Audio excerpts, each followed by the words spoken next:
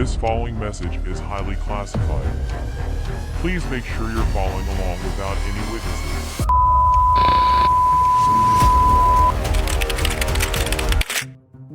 The FISA courts, located in Washington, D.C., was established to ensure the rights of American citizens are protected under the Fourth Amendment, the right of privacy. Because of the establishment, Congress enacted the Foreign Intelligence Surveillance Act FISA, which regulates foreign intelligence collection. Both were established in 1978. The court consists of 11 federal district court judges who are designated by the Chief Justice of the United States, which each judge serves for a maximum of 7 years. They receive applications submitted by the United States governments for approval of electronic surveillance, physical search, and other investigative actions for foreign intelligence purposes. Before 9/11, the FISA prescribed limits on the government in using electronic surveillance methods.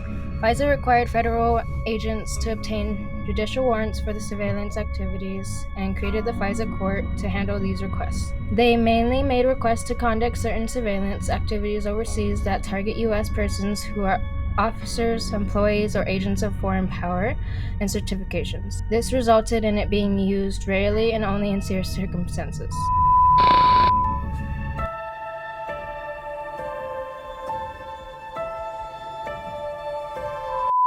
After 9/11, Congress passed the U.S. Patriot Act. This act modified FISA by making warrants easier to obtain for federal law enforcement agents.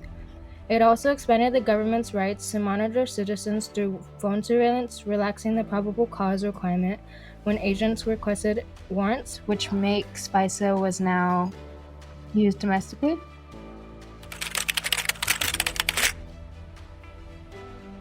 These are the modern-day issues that are in result of FISA courts. ASLU versus United States.